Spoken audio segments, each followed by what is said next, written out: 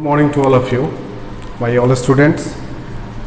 फिर से एक बार और हम लोग आपके साथ जुड़ रहे हैं और आज का टॉपिक होने जा रहा है डिकम्पोजिशन रिएक्शन। और एक दूसरी बात आपके साथ मैं शेयर करना चाहता हूँ कि आप जब भी वीडियो को वॉच करते हो तो वीडियो के वॉच करने के बाद आप तुरंत उसे नोट डाउन कर लो। नोट डाउन करना इसलिए ज़्यादा इम्पोर्टेंट हो जाता है क्योंकि आप क्लास 10th के स्टूडेंट्स हो और आपको बोर्ड का एग्ज़ाम देना है। तो फर्स्ट ऑफ ऑल आपको ये पता होना चाहिए कि आपके सिलेबस के अकॉर्डिंग आपको कितना कंटेंट चाहिए, आपको कितना कंटेंट आपके लिए इम्पोर्टेंट है।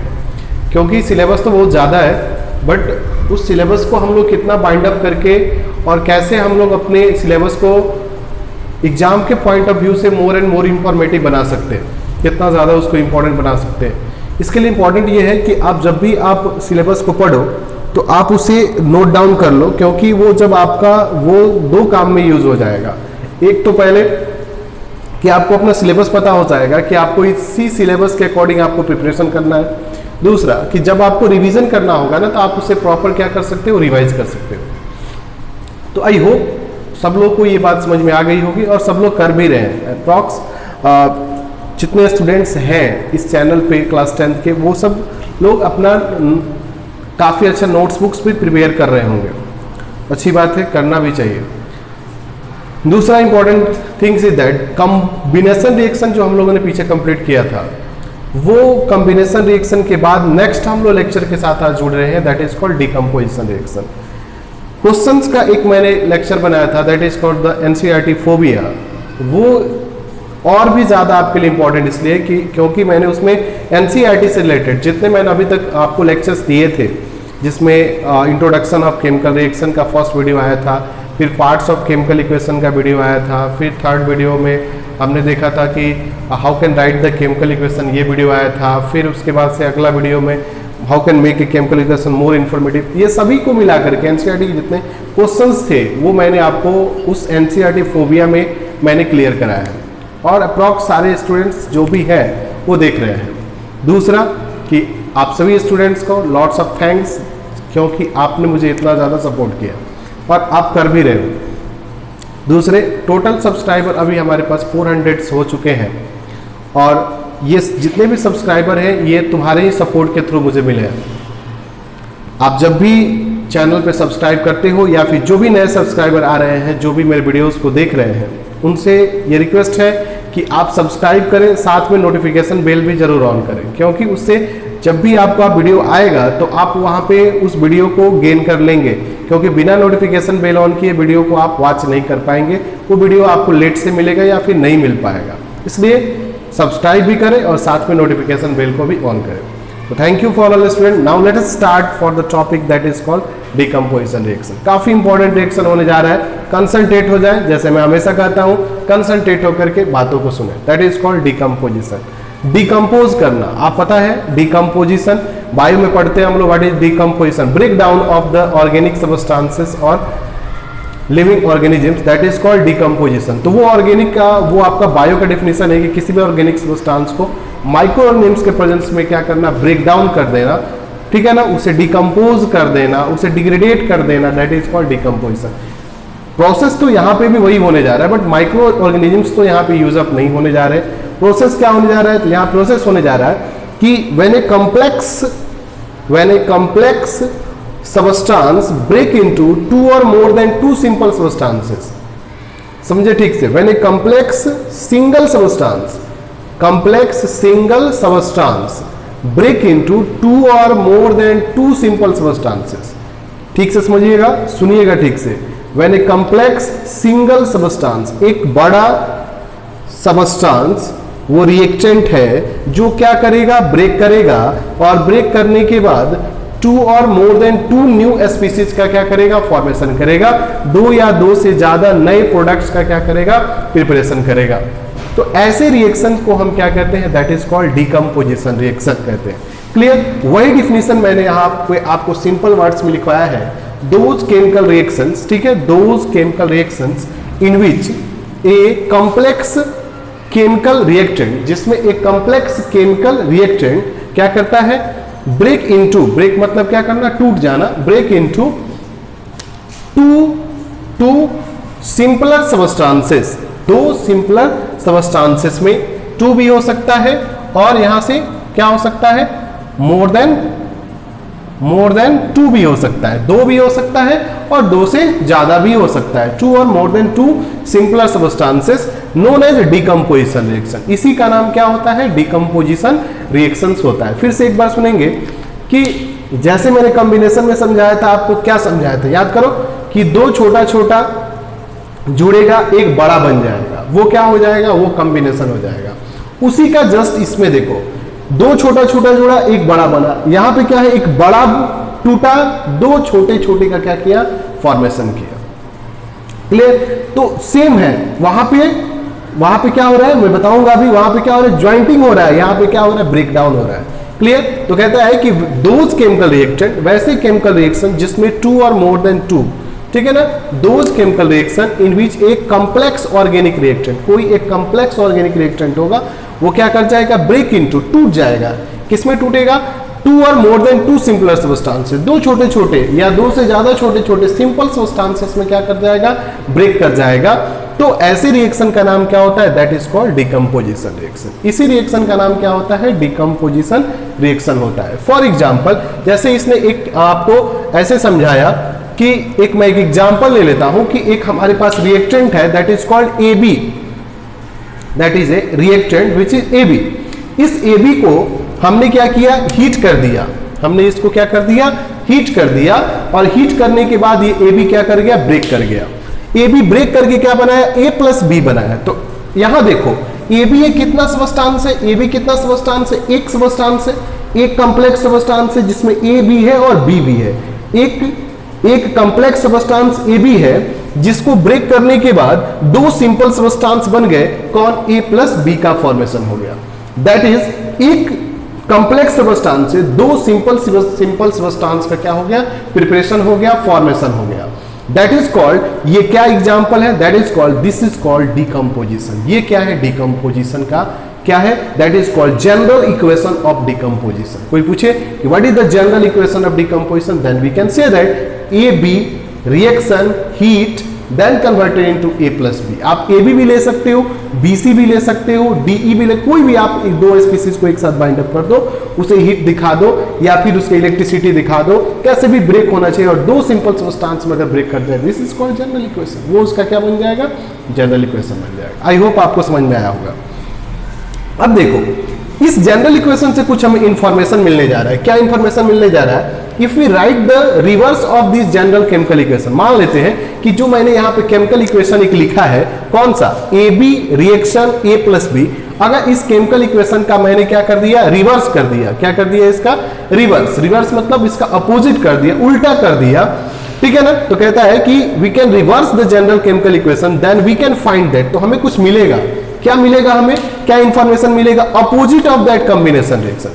कहता है कि जैसे ही अब जो जनरल इक्वेशन मैंने लिखा है, AB रिएक्शन डेल्टा A+B, अगर मैं उस रिएक्शन का अपोजिट लिखता हूं तो मुझे उस अपोजिट लिखने के बाद उसी केमिकल रिएक्शन से एक नया केमिकल रिएक्शन मिलेगा, और ये पता चलेगा कि मैंने जो ये chemical reaction AB delta A+B लिखा है, ये कॉम्बिनेशन रिएक्शन का क्या है, अपोजिट है। फिर से समझेंगे कि मैंने ये जो chemical reaction AB reaction delta A+B लिखा है, अगर मैं इसी केमिकल रिएक्शन का अगर मैं अपोजिट लिख देता हूं तो पता ये चलेगा कि ये जो केमिकल रिएक्शन है, ये केमिकल रिएक्शन कॉम्बिनेशन रिएक्शन का क्या है, अपोजिट है।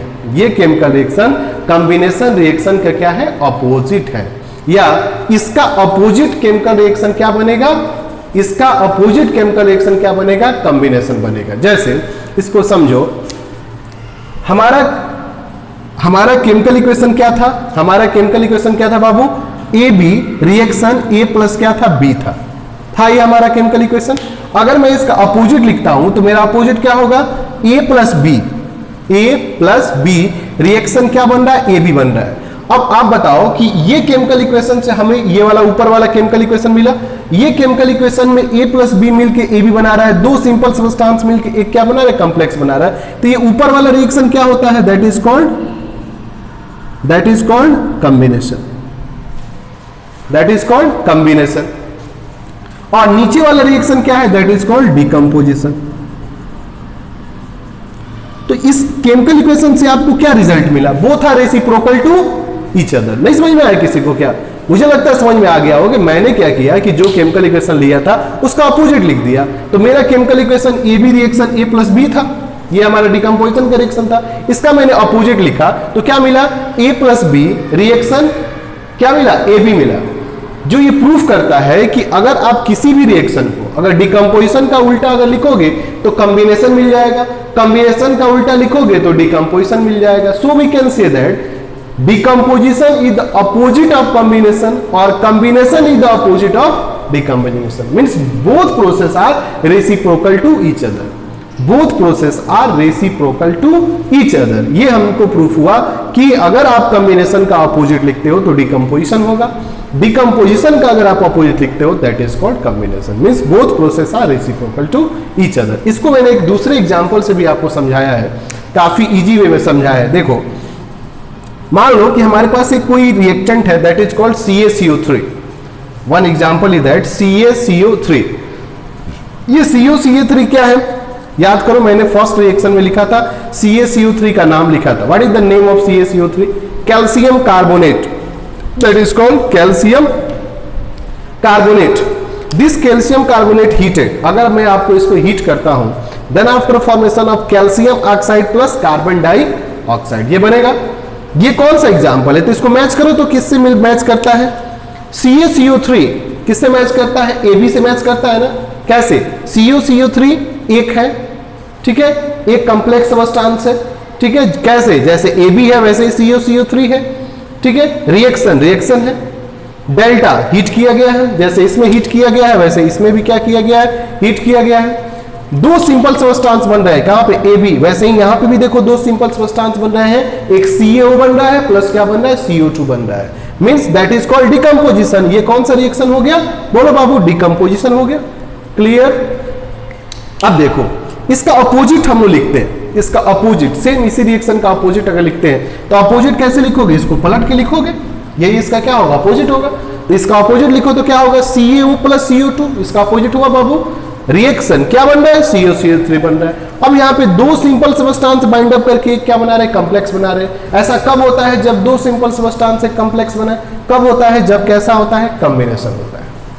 तो आई होप आपको क्लियर हो गया होगा कि कॉम्बिनेशन का अपोजिट डिकम्पोजिशन, डिकम्पोजिशन का अपोजिट क्या होता है, combination. So both are be reciprocal, इसलिए मैं बोल सकता हूं कि दोनों रिएक्शंस जो है वो एक दूसरे के क्या है, रेसिप्रोकल्स है। क्लियर? एक और एग्जांपल समझो, देखो आप एक और एग्जांपल समझो, और भी उससे इजी रिएक्शन है। 2H2O लिक्विड, ठीक है ना, 2H2O लिक्विड, ये क्या है, वाटर है। वाटर को अगर आप तुम इलेक्ट्रिक करंट पास करते हो, जिसका रिएक्शन तुम लोग पढ़ते भी हो, दैट इज कॉल्ड इलेक्ट्रोलाइसिस। जब आप इलेक्ट्रोलाइसिस करते हो तो वाटर को तुम क्या करते हो, इलेक्ट्रिक करंट पास कराने के बाद वाटर क्या कर जाता है, ब्रेक कर जाता है, and formation of H2 gas and also the O2 gas. Clear? अब तुम ये बताओ, ये जो ऊपर वाला रिएक्शन लिखा गया है 2H2O reaction, electric current H2 plus O2, ये कौन सा रिएक्शन है, आंख मूंद करके बोल सकते हो क्या, दैट इज कॉल्ड डिकम्पोजिशन। ये क्या होगा सर, डिकम्पोजिशन होगा। अब डिकम्पोजिशन का मैं अगर अपोजिट लिख देता हूं, इसी रिएक्शन का मैं अगर अपोजिट लिख देता हूं, क्या अपोजिट लिख सकता हूं, H2 gas plus O2 gas, reaction क्या बनेगा, दैट इज कॉल्ड H2। ये क्या होगा, that is called combination. Clear? अब आप यहां से भी प्रूफ कर लिए कि कॉम्बिनेशन का अपोजिट क्या है, डिकम्पोजिशन, और डिकम्पोजिशन का अपोजिट क्या है, कॉम्बिनेशन। तो इस तरह से आप यहां से लिख सकते हो। So we can say that, आप क्या बोल सकते हो कि that decomposition reaction is the opposite of combination reaction. आप ये बोल सकते हो कि ऐसे डिकम्पोजिशन रिएक्शन कॉम्बिनेशन रिएक्शन का क्या होता है, अपोजिट होता है, या कॉम्बिनेशन डिकम्पोजिशन का क्या होता है, अपोजिट होता है। दोनों एक दूसरे के क्या होते हैं, रेसिप्रोकल्स होते हैं। अगला, कंडीशन फॉर द डिकम्पोजिशन, क्या ऐसे ही डिकम्पोजिशन हो जाएगा, क्या डिकम्पोजिशन अपने मन से हो जाएगा, क्या नहीं, कहते हैं कुछ कंडीशंस है। आपको ब्रेक करना है तो एनर्जी तो आपको स्पेंड करना पड़ेगा। आपको जब ब्रेक करना है, डिकम्पोजिशन मतलब क्या करना, ब्रेक करना। तो अगर आपको डिकम्पोज करना है, ब्रेक करना है, तो आपको एनर्जी तो स्पेंड करना पड़ेगा। अब एनर्जी कैसे स्पेंड करते हैं, तो कहता है 3 फॉर्म में आपको यहाँ पे डिकम्पोजिशन करा सकते हो। मतलब ऐसे 3 फैक्टर्स हैं जिसके थ्रू आप डिकम्पोजिशन को करा सकते हो। Means there is the 3 factors which are responsible for decomposition, या you can say that there is the 3 condition for the decomposition, 3 condition है जिससे आप डिकम्पोजिशन को क्या कर सकते हो, क्रिएट करा सकते हो। कौन कौन सा? पहला कंडीशन होगा क्या, हीट, इसी का अनदर नाम क्या होता है, थर्मल, इसी का अनदर नाम क्या होता है, हीट एनर्जी। आप ऐसे कर सकते हो। दूसरा आप क्या कर सकते हो, इलेक्ट्रिक करंट पास करा दो या इलेक्ट्रिसिटी पास करा दो, तो वहां से आप क्या कर सकते हो, आप डिकम्पोजिशन करा सकते हो। तीसरा, या तो आप लाइट पास करा दो या फिर फोटो पास करा दो। फोटो मीन्स क्या होता है, लाइट। तो आप लाइट के थ्रू या फोटो के थ्रू भी आप क्या करा सकते हो, डिकम्पोजिशन करा सकते हो। क्लियर?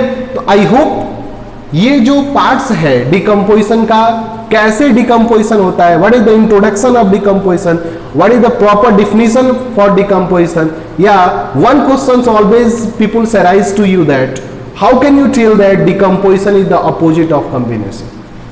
आई होप क्लियर हो गया अब कि डिकम्पोजिशन कॉम्बिनेशन का क्यों अपोजिट है, या कॉम्बिनेशन का अपोजिट डिकम्पोजिशन क्यों। तो यहां पे एग्जाम्पल के थ्रू और दूसरा हमने इसके रिजल्ट के थ्रू फाइंड अप किया कि how can you tell that combinations और decomposition both are reciprocal to each other. Some examples हैं डिकम्पोजिशन रिएक्शंस के। डिकम्पोजिशंस के एग्जांपल्स में पहला सबसे इंपॉर्टेंट रिएक्शंस आता है from the NCERT, when the limestone chemically called calcium carbonate. जब आप किसी लाइमस्टोन, जिसे आप केमिकली क्या कहते हो, कैल्शियम कार्बोनेट कहते हो, इसके पिछले वाले रिएक्शंस के कहाँ पे, कॉम्बिनेशन रिएक्शन में मैंने बताया था कि common name of that calcium carbonate is that limestone और मार्बल। कैल्शियम कार्बोनेट का कॉमन नेम लाइमस्टोन होता है या फिर इसको मार्बल बोलते हैं। तो कहते हैं इसका एक रिएक्शन है डिकम्पोजिशन का भी, when limestone chemically called calcium carbonate. Limestone जिसे कैल्शियम कार्बोनेट कहा जाता है, हीटेड, अगर आप उसे क्या करोगे, हीट करोगे, ठीक है ना, अगर आप उसको हीट करते हो, मीन्स अगर आप उसको हीट एनर्जी के प्रेजेंस में लेकर के आते हो, देन फॉर्म क्विक लाइम। तो वहां से क्या बनता है, क्विक लाइम का क्या होता है, फॉर्मेशन होता है, and also the formation of carbon dioxide. इसके पीछे वाले भी रिएक्शन यही था, CaCO3 हीट, मैंने क्या लिखा था, CaO प्लस क्या लिखा था, CaO प्लस CO2 लिखा, वही रिएक्शन है, ठीक है ना। ये एक एग्जाम्पल है, अच्छा एग्जाम्पल है किसका, डिकम्पोजिशन का। कैसे लिखेंगे, तो लाइमस्टोन हीटेड, लाइमस्टोन का formula CaCO3, that is called limestone, that is called limestone. इसको क्या बोलते हैं हम लोग, लाइमस्टोन बोलते हैं, दैट इज कॉल्ड लाइमस्टोन। किस स्टेट में होता है, that is called solid, solid state में होता है। क्या करेंगे, हीट करेंगे, so that is called delta. Heat का सिंबल क्या होता है, डेल्टा। क्या फॉर्म होगा, that is called quick lime, that is called quick lime. Quick lime का फॉर्मूला क्या होता है, दैट इज कॉल्ड CaO, इसको हम क्या बोलते हैं, that is called quick lime. और केमिकली नेम कैल्शियम ऑक्साइड, ये भी जान लेंगे, अच्छा रहेगा। CaO that is called quick lime, और chemically name is that chemically this is also called क्या, this is also called calcium oxide. Clear? When quick lime, sorry, when limestone heated, जब आप लाइमस्टोन को हीट करोगे, then after formation of quick lime that is called CaO and also produce the carbon dioxide. This is N best example of decomposition. ये एक अच्छा example है decomposition का, कि जब भी आप किसी लाइमस्टोन को हीट के प्रेजेंस में आप रखते हो, तो रखने के बाद वो डिकम्पोज कर जाता है, वो ब्रेक कर जाता है, and that's formation of calcium oxide and also the carbon dioxide. This calcium oxide is also called quick lime and also that you know that carbon dioxide. This is an example of decomposition reaction. अब condition क्या है, for the breaking the requirement of heat. Decomposition होने के लिए आपको heat की requirement पड़ेगी, means that reaction is possible when heat will be required. So decomposition take place in the presence of heat, this is called thermal decomposition. Thermal, this is called thermal decomposition, thermal decomposition reaction. क्योंकि ये reaction decomposition किसके presence में हो रहा है, heat के presence में हो रहा है, so this is called thermal decomposition. क्या ये डिकम्पोजिशन नहीं है, डिकम्पोजिशन तो है, क्योंकि ब्रेकडाउन हो रहा है, एक कॉम्प्लेक्स सब्सटेंस दो सिंपल सब्सटेंस में ब्रेक हो रहा है, डिकम्पोजिशन। बट कौन से टाइप का है, तो that is called thermal decomposition.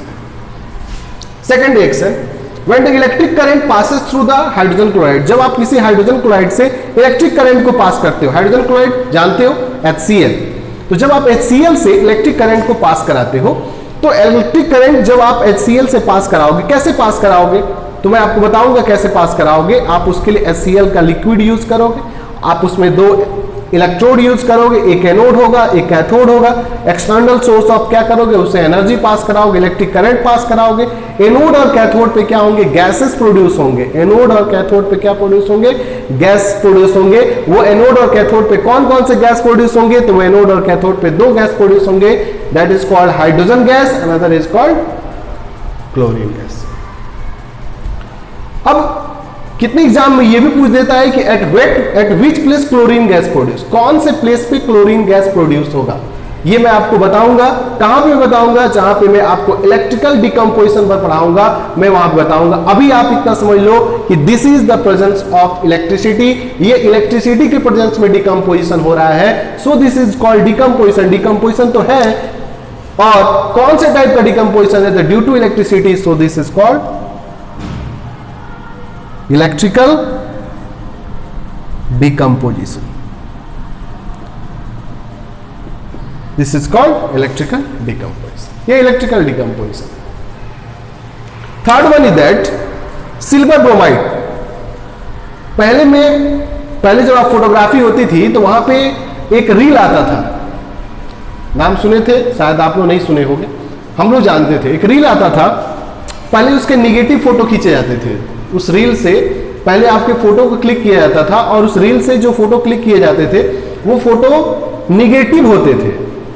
उस निगेटिव फोटो को फिर एक सॉल्यूशन में डिसॉल्व किया जाता था, जिसके थ्रू आपका इमेज वहां पे क्या हो जाता था, फॉर्म हो जाता था। अब कहता है कि वो निगेटिव प्लेट जो बनाए जाते थे, जिस प्लेट पे आपको फोटो खींचा जाता था, वो प्लेट किसका होता था, that is called silver bromide का होता था। वो किसका प्लेट होता था, तो जिस फिल्म पे आपका फोटो खींचा जाता था, जिस पे आपका निगेटिव फिगर, मतलब आपका छोटा फिगर जिस पे आ जाता था, वो छोटा फिगर जिस प्लेट पे आता था, जिस फिल्म पे आता था, वो फिल्म किसका बना होता था, किससे कोटेड होता था, वो जिस चीज से कोटेड होता था, that is called silver bromide. उस सिल्वर ब्रोमाइड को लाइट पास कराया जाता था। वहां पे क्या किया जाता था, लाइट पास कराया जाता था। तो देखो यहाँ पे सिल्वर ब्रोमाइड में जब तुम लाइट पास कराओगे, मीन सिल्वर ब्रोमाइड को जब तुम सनलाइट के प्रेजेंस में रख दोगे, ये सिल्वर ब्रोमाइड ब्रेक कर जाएगा और क्या बना देगा, that is called silver plus bromine gas. अब ये रिएक्शन डिकम्पोजिशन का है, बट किसके प्रेजेंस में हुआ है, लाइट के प्रेजेंस में। So that is called photo decomposition.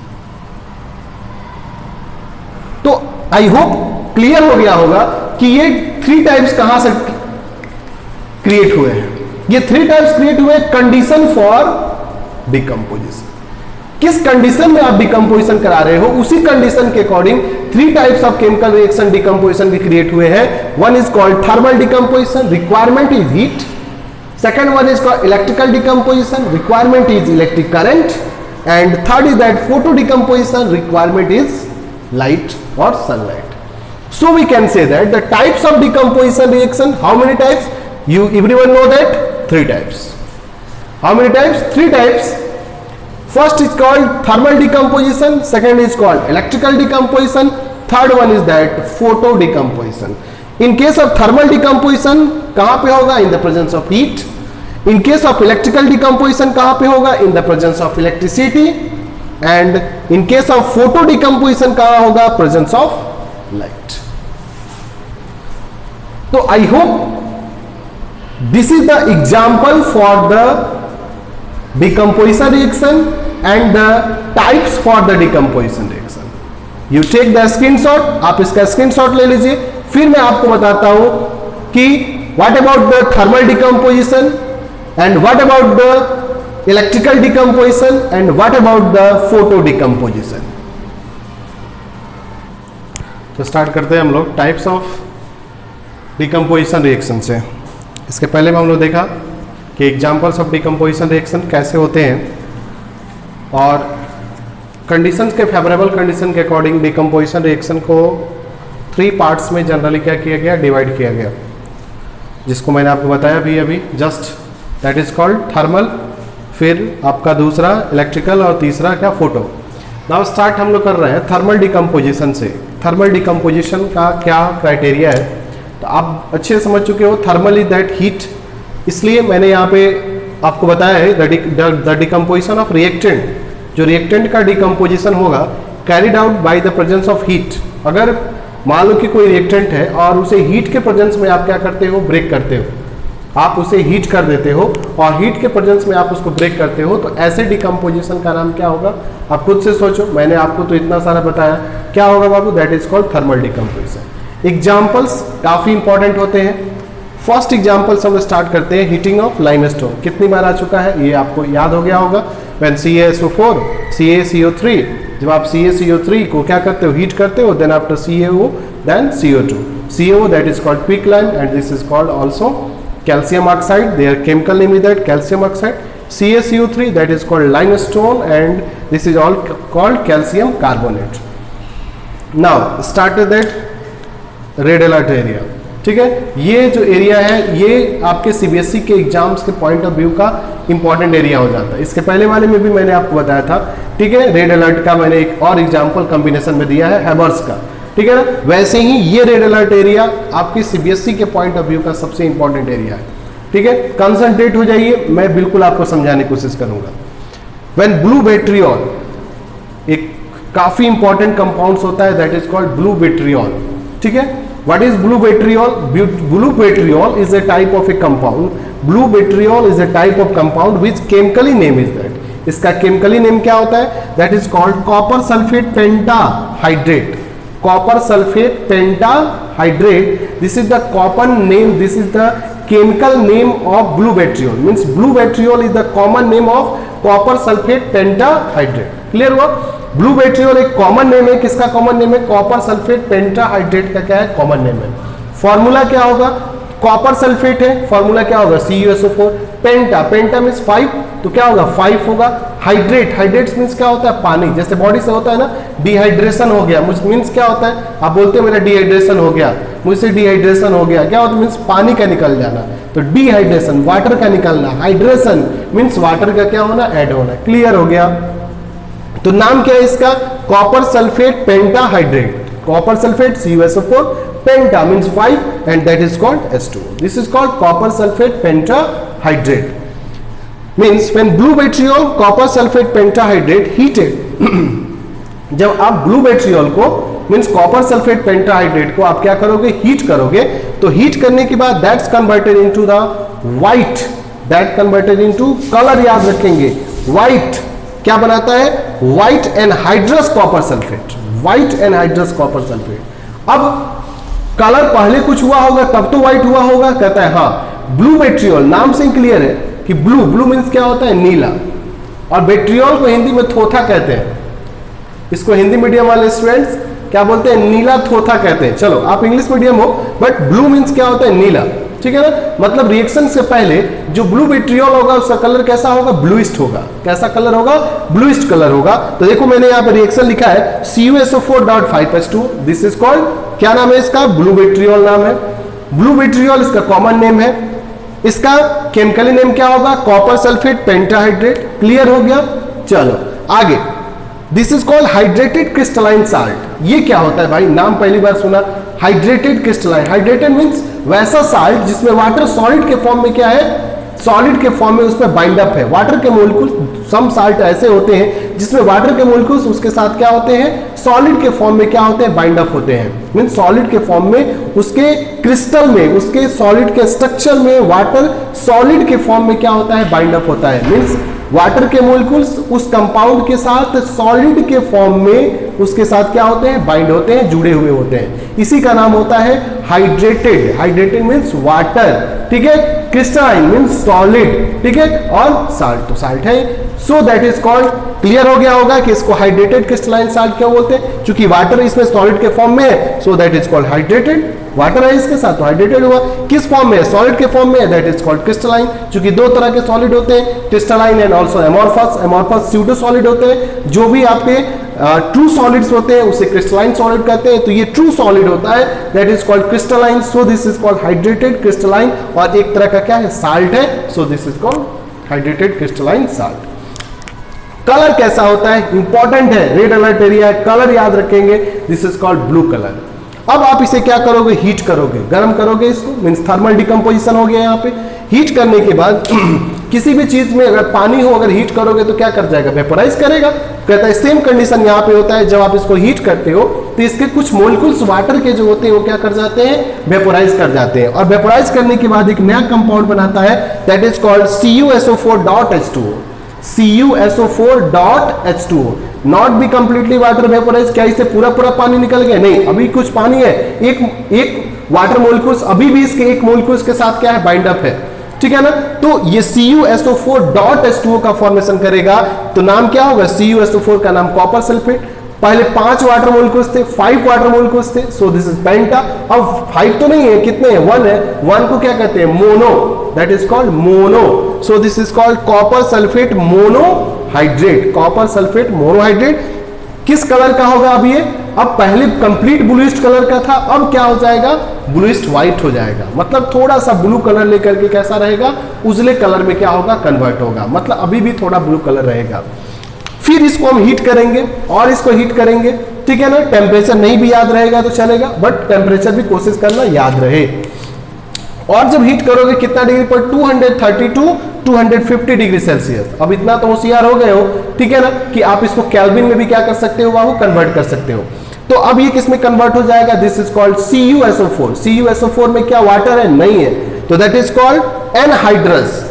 Hydrous means पानी, एनहाइड्रस मींस जिसमें पानी नहीं हो, एन मतलब नहीं, जिसमें पानी नहीं हो। तो इसका जितना वाटर था सब क्या कर गया, वेपोराइज कर गया, and then after converting to CuSO4, this is called anhydrous copper sulphate and their colour is white.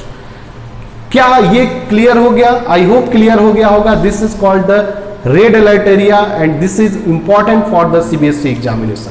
ये आपके CBSE के लिए बहुत ज्यादा क्या है, इंपॉर्टेंट है। ब्लू विट्रियोल का डिकम्पोजिशन, आपका थर्मल डिकम्पोजिशन कितनी बार एग्जाम में पूछा है, ऑब्जेक्टिव में पूछ देता है, when blue vitriol heated then what about their colour.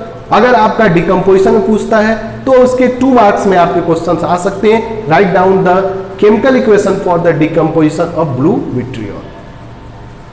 Clear, आगे एनसीईआरटी पॉइंट, ये आपके एनसीईआरटी से है, ठीक है, ये भी आपके एनसीईआरटी से ही है। NCERT point from the potassium chlorate, काफी इंपॉर्टेंट रिएक्शन होता है और बहुत लोग इसको समझाते हैं, ठीक है ना। इसलिए ये इंपॉर्टेंट इसलिए है क्योंकि इसको एनसीईआरटी भी शो करता है और एसचंद में भी मैंने इसके बारे में देखा है, ठीक है ना।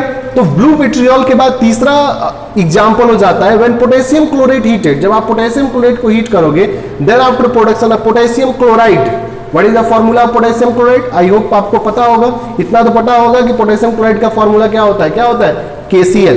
तो that is formation of potassium chloride and also the oxygen gas. कैसे बनेगा, तो KCl that is called potassium chloride. किस स्टेट में होता है, सॉलिड।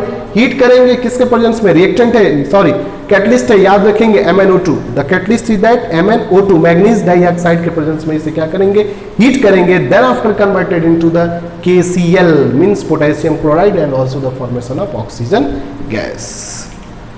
फिर आ गया आपका रेड अलर्ट। ये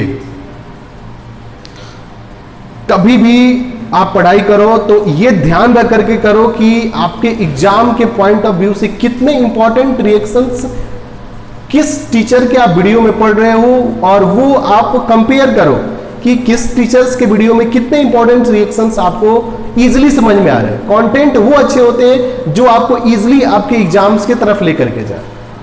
मैं इसमें आपको एक एग्जांपल जो ब्लू विट्रियोल का दिया था, आपको सोच करके हैरानी होगी, और ये क्वेश्चंस ब्लू विट्रियोल का आपका नीट का क्वेश्चन पूछा हुआ है। ये देखो, नीट में क्वेश्चन ये पूछा है, नीट। मैंने आप बार बार मैं अपने जब भी आपका वीडियो शो करता हूं तो मैं उसमें लिखता हूं ना प्री फाउंडेशन ऑफ नीट, इसलिए लिखता हूं कि मैं कुछ क्वेश्चंस को ऐसे लेकर के आता हूं जो आपके CBSE के पॉइंट ऑफ व्यू से भी इंपॉर्टेंट है और जो नीट से भी रिलेटेड है। ये क्वेश्चन नीट में पूछा हुआ है यार, और सिलेबस किसका है, देखो 10th का है। अब तुम बोलोगे कि सर 10th से नीट में कैसे आ सकता है, तो 10th के कुछ जो टॉपिक्स हैं वो आपको 11th में भी पढ़ना है, वो आपको 12th में भी पढ़ना है। ऐसा थोड़ी है कि ब्लू विट्रियोल आपको 10th में पढ़ना है तो आपको 11th में नहीं पढ़ना है, आपको पढ़ना है 11th में भी आपको पढ़ना है। क्लियर, तो इसलिए आपके लिए मैं वैसे एग्जाम्पल को देता हूं जो आपके आगे ऑन फ्यूचर आप उसके नाम को ज्यादा यूज करेंगे, और जब आपको याद आएगा कि हाँ वो वीडियो मैंने सर का जब पढ़ा था तो सर ने उसी टाइम बताया था कि नीट के लिए भी 9th 10th ही इंपॉर्टेंट है। और अगर आप मेरे साथ लॉन्ग टाइम तक ऐसे ही स्पेंड करोगे तो मैं बेशक आपको उस लेवल तक जरूर पहुंचा दूंगा कि जब आप कभी नीट की प्रिपरेशन करने के लिए जाओगे तो आपको बिल्कुल ऐसा लगेगा कि बहुत इजी वे में हम आगे बढ़ रहे हैं। नाउ अपने टॉपिक पे आते हैं। रेड अलर्ट एरिया में, रेड अलर्ट एरिया इस बार का है कि फेरस सल्फेट एक क्रिस्टल होता है। फेरस सल्फेट, फेरस आयरन के दो फॉर्म होते हैं, फेरस एंड फेरिक। फेरस का क्या होता है Fe2+ होता है, फेरिक का क्या होता है Fe3+ होता है। तो कहता है कि एक एग्जांपल है फेरस सल्फेट। फेरस सल्फेट एक क्रिस्टल होता है। अगर आप फेरस सल्फेट के क्रिस्टल को हीट करते हो, अब फेरस सल्फेट के क्रिस्टल का केमिकली नेम क्या होता है ये भी जान लो। देखो कितना अच्छा नाम है, ferrous sulphate heptahydrate. Hepta, hepta, hepta means mono, di, tri, tetra, penta, hexa, hepta. Mono means एक, डाई मीन्स दो, tri means 3, tetra means 4, penta means 5, hexa means 6, hepta means 7। तो मोनो, ठीक है ना, फेरस सल्फेट हेप्टाहाइड्रेट। तो ferrous sulphate, ferrous sulphate का तो formula easy है FeSO4। Hepta, hepta means 7 times क्या होगा हाइड्रेट, 7 टाइम क्या होगा वाटर के मोलिक्यूल्स। FeSO4 के एक मोलिक्यूल्स के साथ 7 वाटर के मोलिक्यूल्स इसके साथ क्या रहेंगे, बाइंडेड रहेंगे। That is called ferrous sulphate heptahydrate. तो जब आप फेरस सल्फेट हेप्टाहाइड्रेट को क्या करोगे, हीट करोगे, तो रिएक्शन से पहले फेरस सल्फेट हेप्टाहाइड्रेट का कलर कैसा होता है, ग्रीन कलर का होता है। जहां कलर आया कि समझो कि वो रिएक्शन इंपॉर्टेंट हो गया। कलर और प्रेसिपिटेट, ये याद रखना केमिकल रिएक्शन का सबसे इंपॉर्टेंट रिएक्शन हो जाता है। हम लोग क्या करते हैं, इजी रिएक्शन याद करके सीबीएसई एग्जाम में चले जाते हैं, सोचते हैं कि इस बार तो पूरा अच्छे से कर देंगे। नहीं, एग्जाम के क्वेश्चंस वही होते हैं जिसमें कुछ ना कुछ होता है। जैसे इसमें कुछ है, क्या है इसमें, कुछ है क्या, कलर है, साथ साथ में हाइड्रेटेड साल्ट है। वो रिमेंबर करने में भी क्या होगा, प्रॉब्लम होगा, और लोग को समझाने समझने में भी बहुत स्टूडेंट्स को कम ही आएंगे।